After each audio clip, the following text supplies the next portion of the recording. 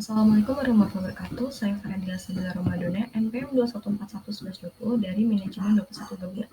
Pada video kali ini, saya akan membahas mengenai akuntansi pertanggungjawaban sosial. Pengertian akuntansi pertanggungjawaban sosial merupakan dalam konteks ini akuntansi merujuk pada tanggung jawab perusahaan untuk mempertimbangkan dampak sosial dan lingkungan dari kegiatan bisnis mereka.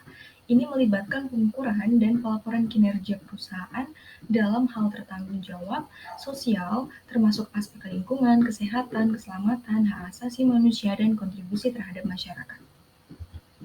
Nah, tujuan penerapan akuntansi pertanggungjawaban sosial ini sendiri ialah untuk mengevaluasi dampak sosial organisasi, menilai efektivitas program sosial, dan melaporkan secara keseluruhan pengamalan nilai-nilai entitas dalam proses pelaporan. Nah, APS juga dapat membantu perusahaan dalam mengungkapkan aktivitas sosialnya di dalam laporan keuangan. Dalam penerapan APS juga, perusahaan itu harus memperhatikan tanggung jawab sosial dan lingkungan serta memperhitungkan biaya sosial yang dihasilkan dari aktivitas ekonomi mereka. Nah, dalam hal ini, metode DLP dapat digunakan untuk mengumpulkan pandangan dan opini dari sekelompok ahli untuk mencapai konsensus pada topik tertentu, termasuk dalam perencanaan SDM. Nah, dengan penerapan APS, perusahaan itu dapat memberikan dampak positif bagi masyarakat itu sendiri dan lingkungan sekitarnya. Kemudian,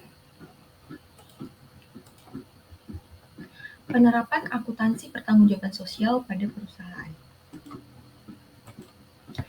Penerapan akuntansi pertanggungjawaban sosial dapat memberikan manfaat bagi perusahaan, seperti meningkatkan citra dan reputasi perusahaan, memperkuat hubungan dengan pemangku kepentingan, dan meningkatkan keberlanjutan bisnis jangka panjang. Selain itu, akuntansi pertanggungjawaban sosial juga dapat membantu perusahaan dalam mengidentifikasi dan mengelola risiko sosial dan lingkungan yang dapat mempengaruhi operasional dan keberlanjutan bisnis mereka. Nah, kemudian di sini ada penerapannya. Pertama ada menentukan tujuan dan sasaran dari penerapan APS pada perusahaan. Kemudian yang kedua menentukan jenis kegiatan sosial yang akan dilakukan oleh perusahaan. Kemudian yang ketiga menentukan indikator keberhasilan dari kegiatan sosial yang dilakukan. Kemudian menentukan metode pengukuran dampak sosial dari kegiatan yang dilakukan, kemudian menentukan metode pelaporan hasil kegiatan sosial yang dilakukan, kemudian melakukan evaluasi dan perbaikan atas kegiatan sosial yang dilakukan.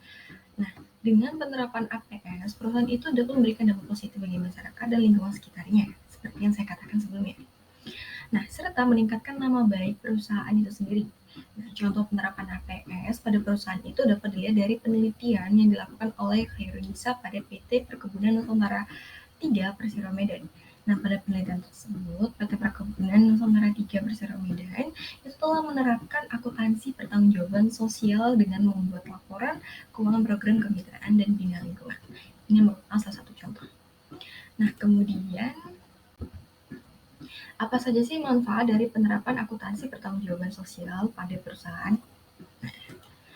Yang pertama, yaitu memberikan informasi mengenai sejauh mana sih organisasi atau perusahaan itu memberikan kontribusi positif maupun negatif terhadap masyarakat dan lingkungan sekitarnya. Kemudian meningkatkan citra perusahaan di mata masyarakat dan konsumen. Kemudian meningkatkan kepercayaan investor terhadap perusahaan. Kemudian meningkatkan kinerja perusahaan dalam jangka panjang.